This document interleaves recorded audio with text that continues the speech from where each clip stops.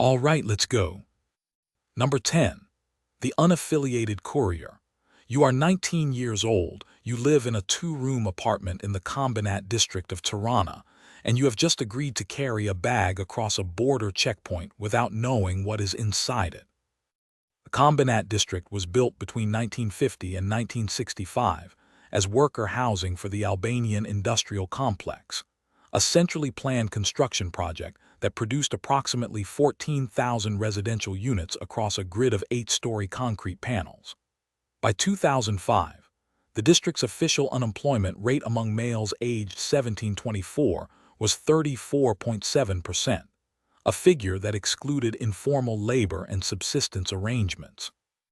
The Albanian State Police's 2007 Organized Crime Assessment Report documented that 61% of first-contact recruitment events for structured criminal networks in Tirana occurred within a 2.3-kilometer radius of the Combinat administrative boundary.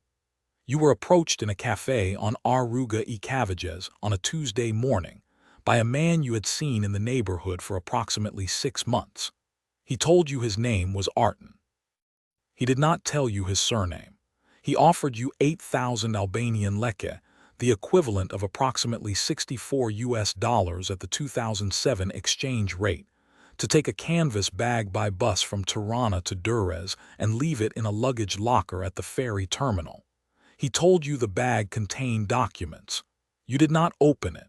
The anomaly is that you said yes. What you carried weighed approximately 1.4 kilograms. Interpol's 2009 Threat Assessment on Western Balkan Trafficking Networks, Section IV, noted that Albanian criminal organizations used what analysts termed fragmented courier chains, in which no single courier carried goods more than 80 kilometers, and no courier knew the identity of the next carrier in the sequence.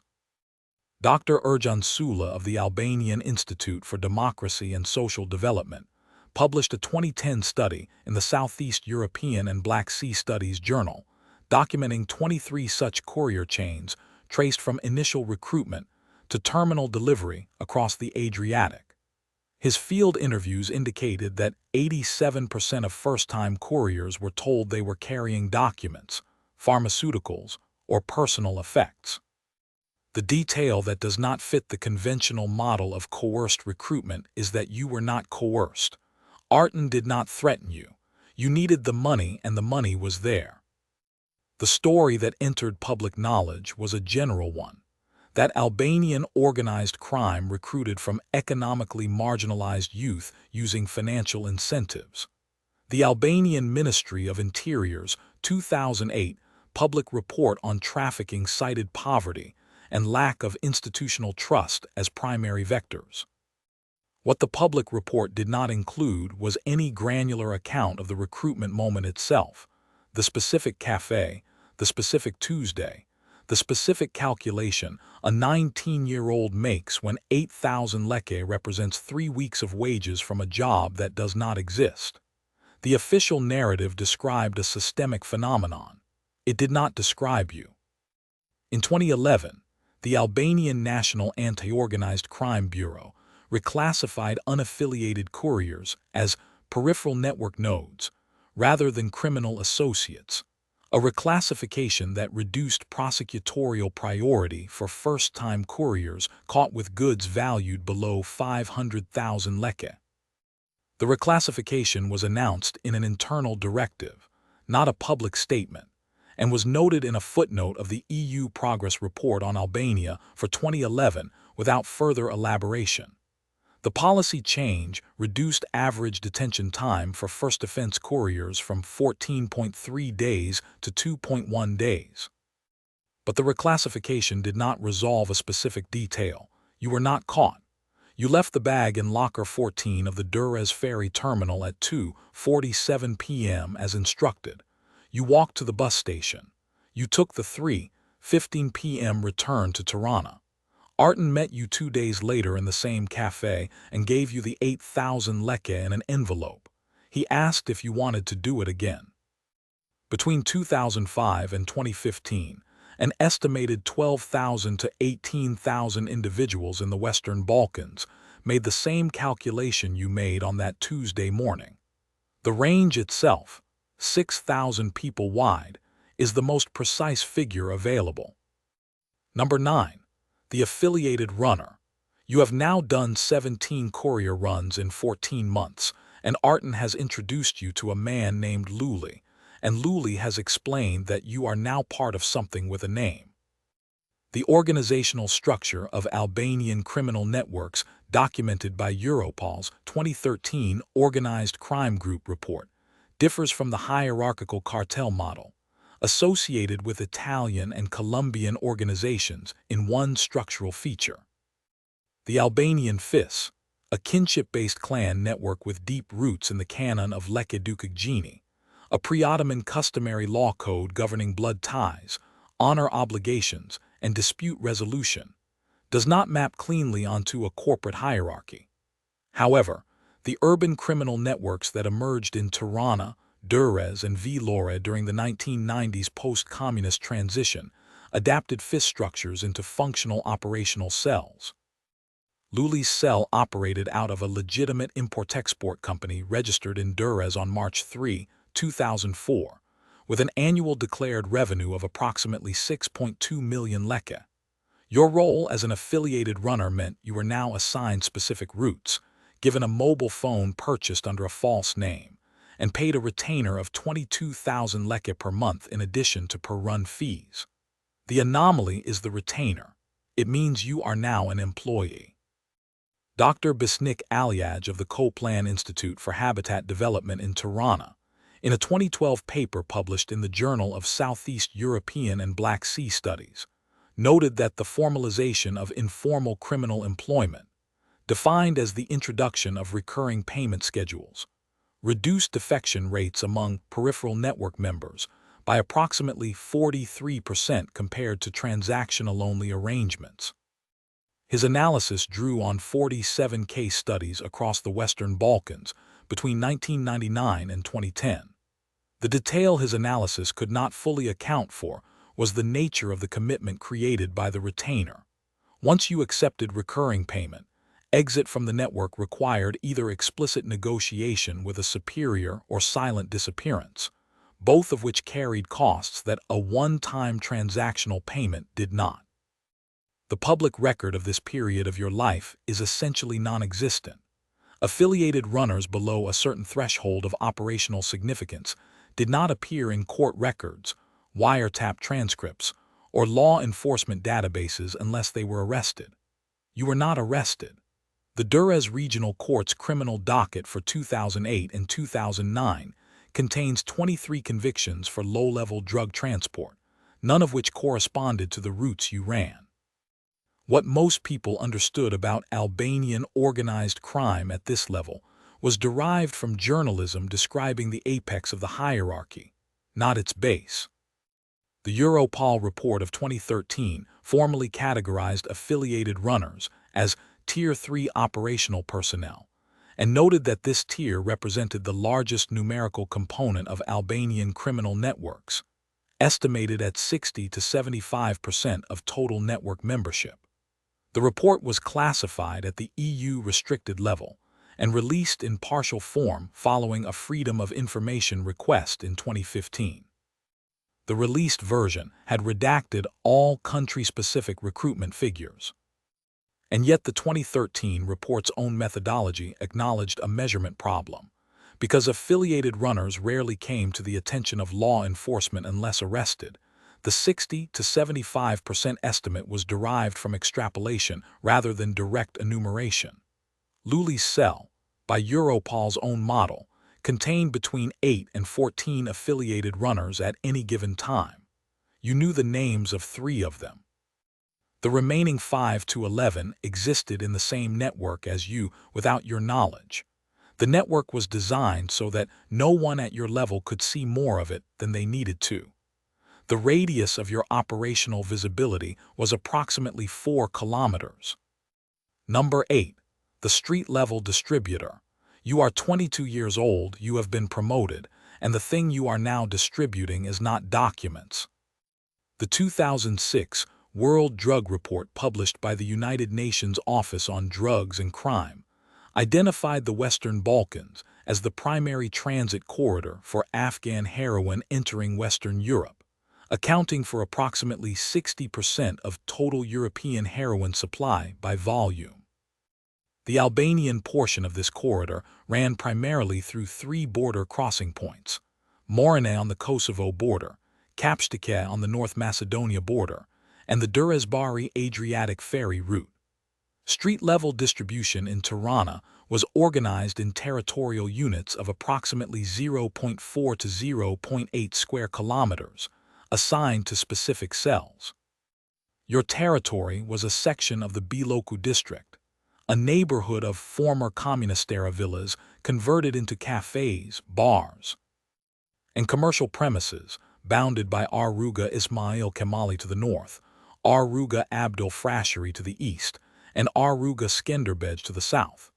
Your distribution point generated approximately 180,000 to 220,000 leke per week in gross receipts. You retained 8%. The anomaly is that 8% of a consistent revenue stream is a salary. Dr. Mirla Bigdani of the Albanian Center for Economic Research published a 2014 paper in the European Journal of Criminology estimating street-level distribution margins in Tirana heroin markets at 6.4 to 9.1% for personnel operating at the first point of retail contact. Her calculation was derived from 34 confidential informant interviews conducted between 2010 and 2013 under an IRB protocol approved by the University of Tirana Ethics Committee. The detail her margin calculation did not address was the non-monetary cost structure.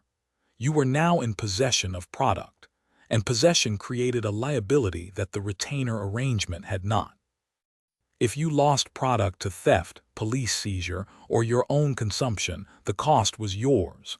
The 8% margin was not profit. It was a risk premium expressed as a percentage. What the public understood about street-level distribution in Albanian criminal networks was largely constructed from Albanian National Police press releases documenting seizures. Between 2008 and 2012, the Tirana Regional Directorate of Police documented 847 street-level narcotics arrests, of which 91% involved quantities under 10 grams, personal use threshold quantities under Albanian law at the time. The press releases described each arrest as a disruption of organized crime. The structural relationship between the arrested individual and the network above them was not described, because it was not known, because arrested individuals at this level did not have information about levels above their immediate supervisor.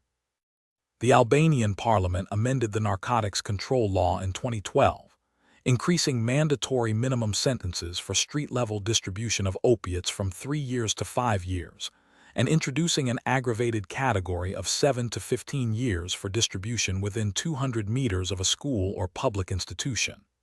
The amendment was passed 87 to 11, with 2 abstentions, on October 14, 2012.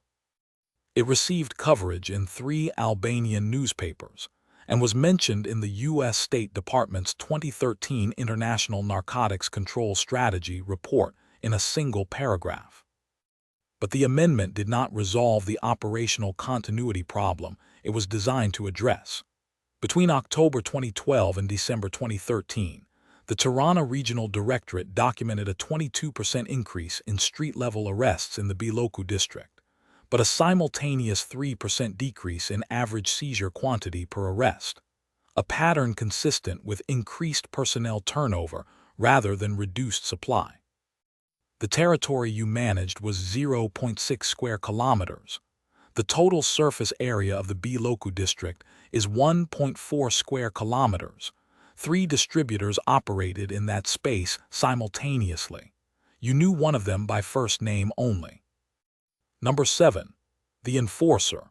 You have been given a task that is not transportation and not distribution, and the task involves finding a man named Fatmir who has been short on his payments for 11 weeks.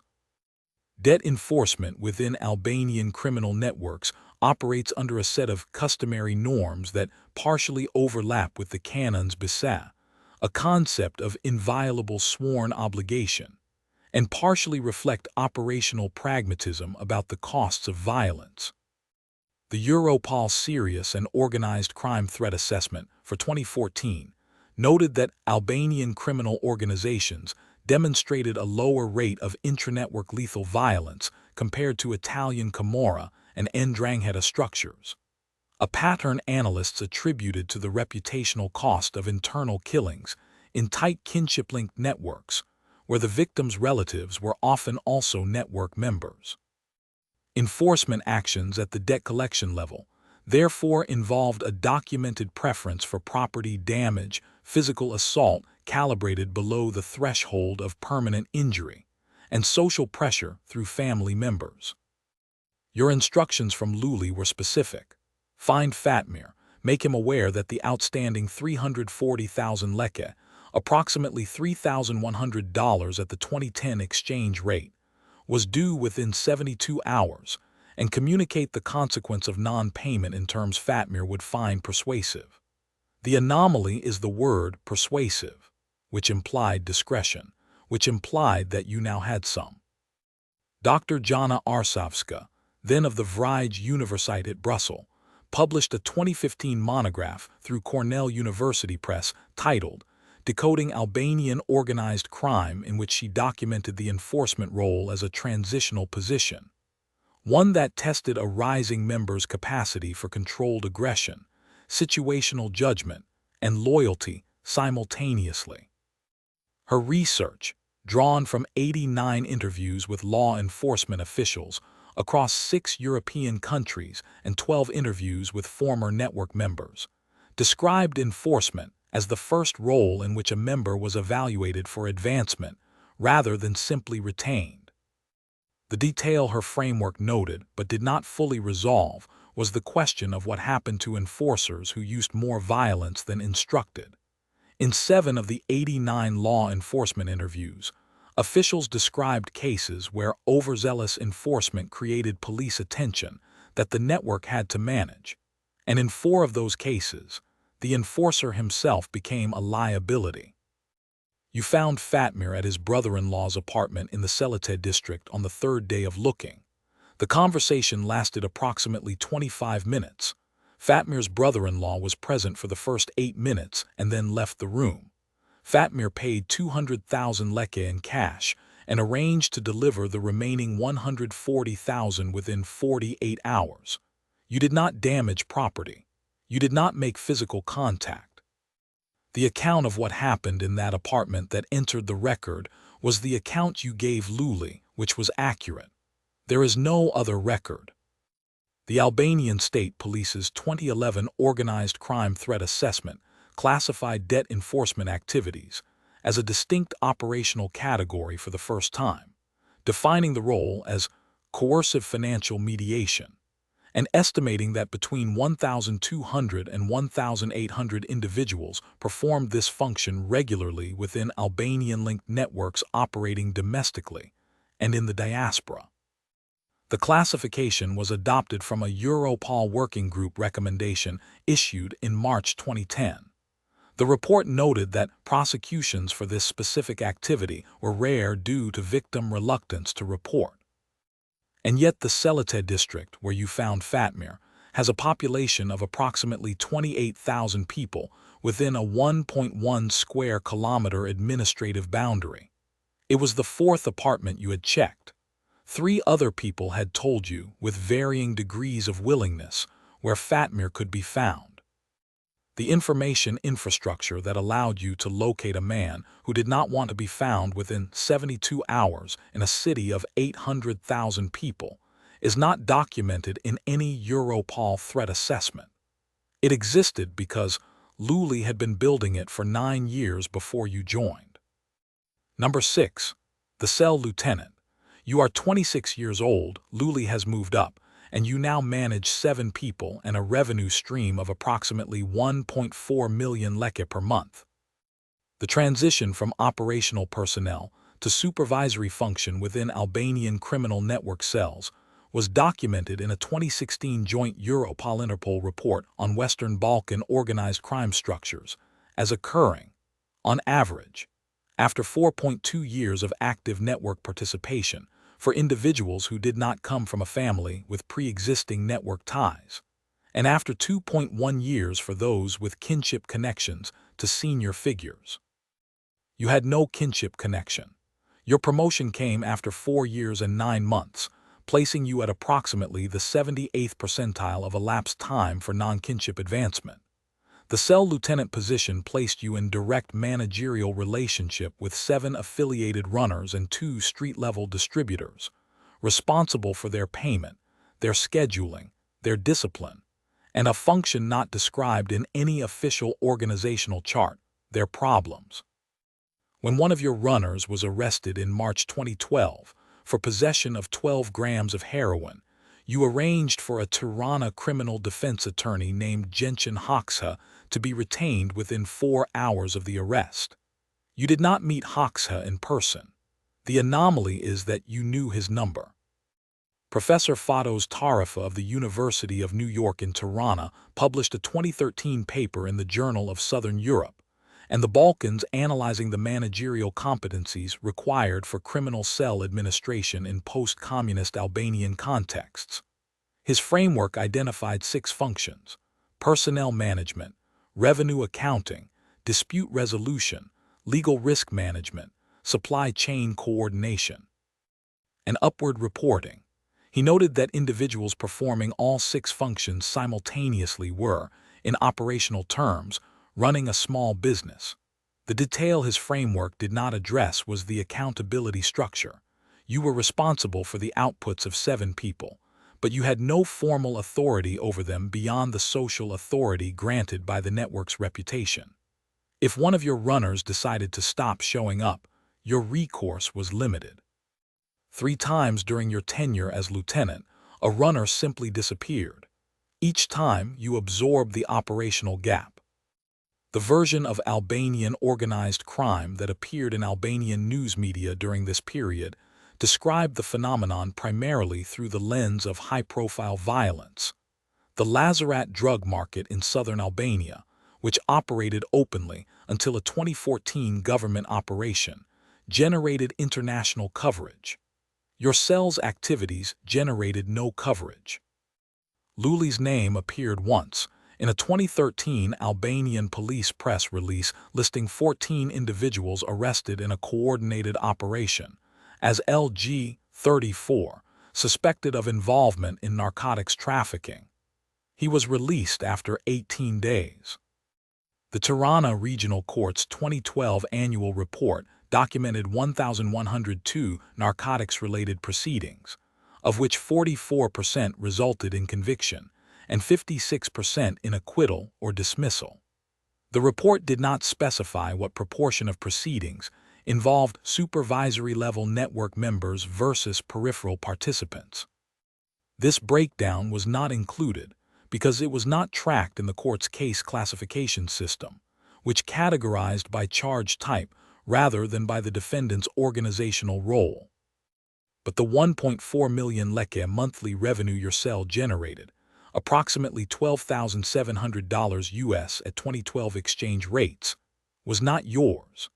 After paying your 7 personnel, covering operational costs, and forwarding 65% upward to Luli's successor, you retained between 110,000 and 140,000 leke per month, or roughly $1,000 to $1,270.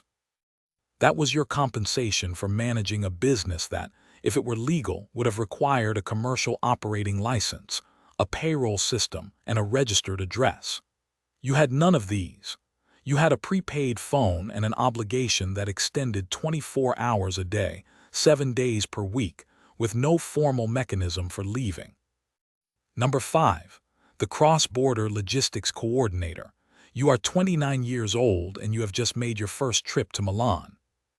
The Albanian diaspora in Italy numbered approximately 467,687 individuals as of the Italian Ministry of Interior's 2010 registration data, representing the largest non-EU immigrant community in Italy at that time. The community was concentrated in Lombardy, 87,000, Veneto, 61,000, and Tuscany, 44,000, with secondary concentrations in Emilia-Romagna and Lazio.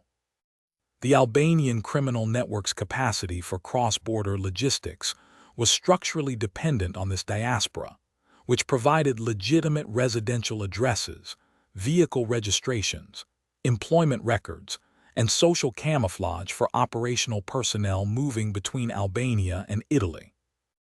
Your role as cross-border logistics coordinator required you to manage the movement of approximately 3 to 4 kilograms of heroin per month from the Durazbari ferry route to a storage location in a warehouse district of Padova, with secondary distribution runs to contacts in Brescia and Verona. You traveled on your own Albanian passport using your legal name. You had no prior criminal record in Italy. The anomaly is that this was the most important qualification for the job.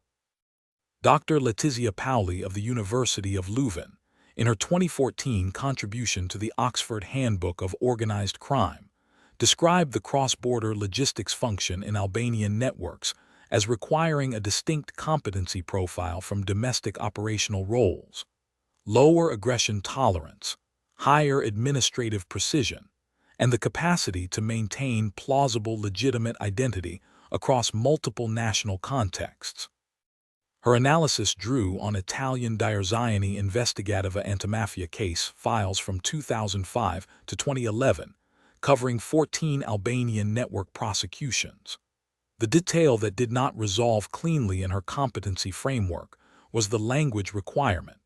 You spoke Albanian, functional Italian acquired over 18 months of preparation, Luli's successor had organized, and enough Greek to navigate the Igoumenitsa ferry port as an alternative route. The coordination function was cognitively complex in ways that street-level roles were not. The Padova Courthouse's database of organized crime proceedings for 2011-2014 contains 7 prosecutions with Albanian national defendants charged under Article 74 of Presidential Decree 309-1990, the Italian Organized Crime Narcotics Statute. Your name does not appear in any of these proceedings. The Italian Carabinieri's Raggruppamento Operativo Special Padova unit opened a preliminary investigation file in November 2012 that referenced an Albanian logistics coordinator operating in the northeastern corridor. The file was closed in March 2013 after the primary surveillance target, a different individual, was arrested. The Italian Parliament's Anti-Mafia Commission published a report in 2014 describing Albanian criminal penetration of northern Italian logistic infrastructure. The report was 312 pages. Section 7.3 covered Albanian network methodology in 18 pages. It described the general pattern accurately. It did not contain a single first name. And yet the DIA's case files from 2005 to 2011 that Dr. Paoli accessed documented 14 prosecutions across a 6-year period in a country of 60 million people. The Veneto region alone had an Albanian diaspora population of 61,000. The proportion of that community with any involvement in criminal logistics was, by any responsible estimate, small. The proportion of that small number who were ever prosecuted was smaller. The gap between what happened and what was recorded in those 14 files represents the operational dark matter of the network, not the absence of activity, but the successful completion of activity that left no prosecutable trace. Number 4. The senior operator. You are 33 years old, you manage logistics across 3 countries, and you have not personally touched a controlled substance in 4 years. The distinction between operational personnel who directly handled contraband and senior operators who managed networks of personnel who handled contraband was formally articulated in a 2015 Europol Organized Crime Threat Assessment as the difference between tactical and strategic function within criminal network hierarchies. Senior operators in the Albanian networks documented by Europol typically maintained legitimate business interests. Import-export registration, transport company ownership, or real estate holdings that provided both money laundering infrastructure and legal cover for their movement across borders. By 2014, you held a 40% ownership stake in a transport company registered in Durrës on April 7, 2011, with 7 vehicles, a valid EU freight forwarding license, and annual declared revenues of approximately 18.4 million leke. The company had 4 legitimate clients. The anomaly is that the legitimate clients were real, and their business was sufficient to justify the company's existence to a casual auditor. Dr. Clive Harfield of the University of Western Australia, writing in Policing, a journal of policy and practice in 2016, described the strategic operator tier in Albanian and other Balkan criminal networks as representing the highest cost per investigator hour target in organized crime enforcement, due to the combination of jurisdictional complexity, legitimate business cover, and the absence of direct evidentiary contact with criminal goods. His analysis of 22 European law enforcement operations targeting this tier between 2008 and 2015 found an average elapsed time between first investigative suspicion and any form of criminal charge of 6.2 years, with a charge-to-conviction rate of 41%. The detail his analysis noted was that the 59% of cases that did not result in conviction most frequently collapsed not on evidentiary grounds, but on jurisdictional coordination failures between national law enforcement agencies. The Durrës Transport Company, the name is a placeholder. Its registered name was Albatrans SHPK, appeared in a 2016 Albanian Financial Intelligence Unit report as one of 34 transport companies flagged for anomalous cash deposit patterns. The flagging generated a referral to the Tirana Economic Crimes Directorate. The referral was acknowledged. A preliminary review was opened in September 2016 and closed in February 2017, with a notation that the company's declared revenues were consistent with its vehicle fleet and client base. You had known the review was open. The notation was accurate because you had spent 8 months ensuring it would be. The Albanian government's national strategy against money laundering and terrorist financing 2016-2020 listed transport sector cash businesses as a priority 1 monitoring category. The strategy document was published in Albanian and English and is publicly available on the Albanian Financial Intelligence Unit website. It describes the problem at a level of abstraction that is several orders of magnitude removed from the specific mechanics of how Albatrans SHPK structured its transactions. But the 2016 FIU report that flagged 34 companies generated, according to the FIU's own annual report for that year, 12 referrals, 3 preliminary investigations, and 0 prosecutions. The 34 companies collectively had a combined declared annual revenue of approximately 4.2 billion leke, roughly $38 million US. The proportion of that revenue derived from legitimate commerce is not known. The FIU's own capacity to determine this figure was constrained by a staffing level of 47 analysts covering all sectors of the Albanian economy. 47 analysts, 1 economy. Number 3. The network node. You are 38 years old, you are not the boss, and you are more useful than the boss. The distinction between hierarchical authority and functional indispensability in criminal networks was analyzed in a 2017 paper by Dr. Carlo Morselli of the Université de Montréal in the journal Criminology, in which he applied social network analysis to the relational structure of 12 criminal organizations across Western Europe and North America. His analysis demonstrated that the most central nodes in criminal networks, defined as the nodes with the highest betweenness centrality, the measure of how frequently a node sits on the shortest path between other nodes, were not necessarily the individuals with the highest formal authority. In 6 of the 12 networks analyzed, the highest betweenness node was 1 or 2 tiers below the acknowledged leadership. You were not the boss of anything. You were, by this measure, the person the network could least afford to lose. Your contacts in 3 countries, your knowledge of the supply chain from Durrës to Padova to Brescia, your relationships with 2 legal defense attorneys, 1 bank manager, and a customs official at the Kapstiket crossing, made you the connective tissue of an organization that had no formal organizational chart. The anomaly is that this made you simultaneously the most valuable person in the network and the most dangerous one for the leadership to have around. Dr. Morcella's 2017 paper noted that high-betweenness criminal network members faced a structural vulnerability. Their centrality was known to them, but not always recognized by leadership, creating a misalignment between their functional importance and their formal status.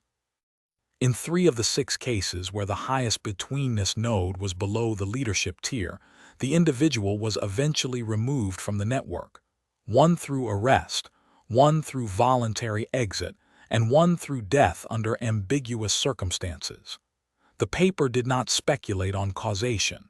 It documented correlation. The Albanian National Bureau of Investigation opened a file on you in October 2018, assigned case number T201847, following information provided by a confidential source. The file documented your travel patterns across a 24-month period: 14 trips to Italy, 6 trips to Greece, 3 trips to Germany, and 2 trips to the United Kingdom. All travel was on your Albanian biometric passport. All border crossings were legal. The file was shared with Europol's EMPACT platform in December 2018 under the Drugs Operational Action Framework. Europol acknowledged receipt and assigned a liaison officer in January 2019. The public record of your existence at this tier of the network is, paradoxically, more complete than at lower tiers, because investigative attention creates documentation even when it does not create charges. The Europol EMPACT file, the NBI case number, the FIU flag from 2016. You had a profile. The profile did not constitute evidence of any specific crime for which a prosecutor in any jurisdiction had sufficient evidentiary basis to file. And yet T20180047 remained open as of the most recent publicly available Albanian NBI annual report, which covered through December 2022. 4 years of active investigation. The Europol liaison officer was replaced twice during that period due to staff rotation. The investigation had consumed, by the NBI's own internal cost tracking system, approximately 340,000 Albanian leke in direct operational expenses. You were aware the file existed. You had been aware since March 2019. The source of that awareness is not documented in any file. Number 2. The clan elder.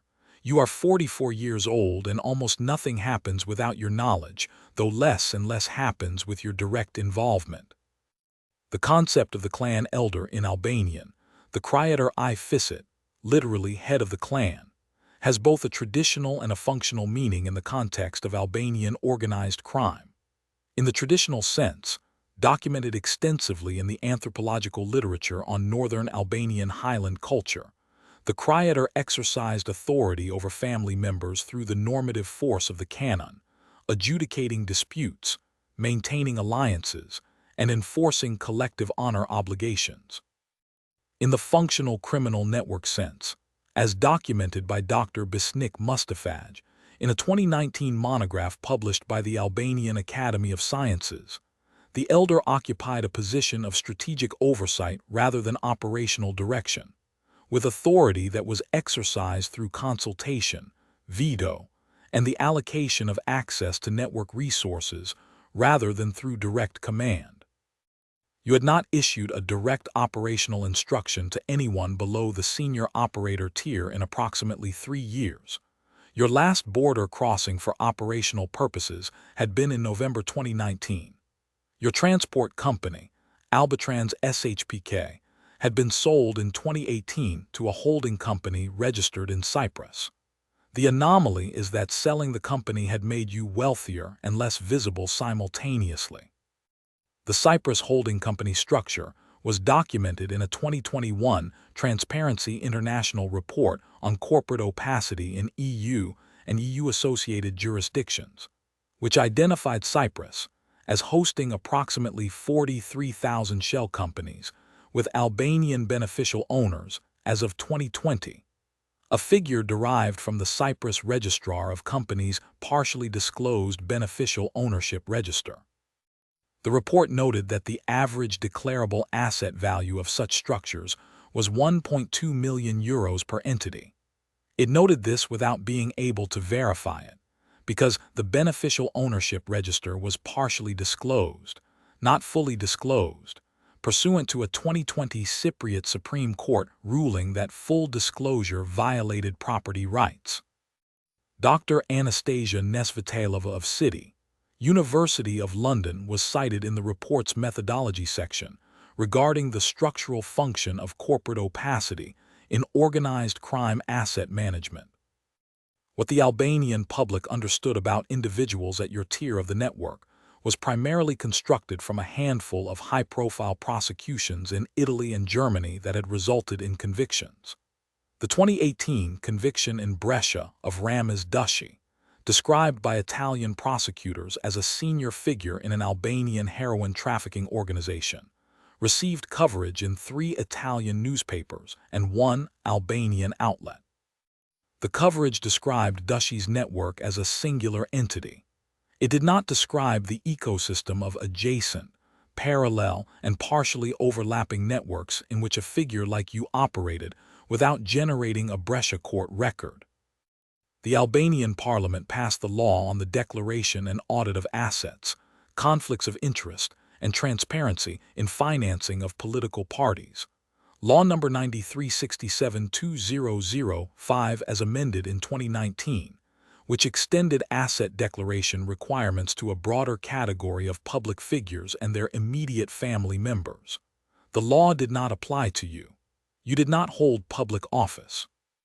Your declared personal assets in Albania, as filed with the General Tax Directorate, consisted of 2 residential properties in Tirana valued at a combined 42 million leke, a Mercedes-Benz E-Class registered in 2017, and a declared annual income of 4.8 million leke from consulting services.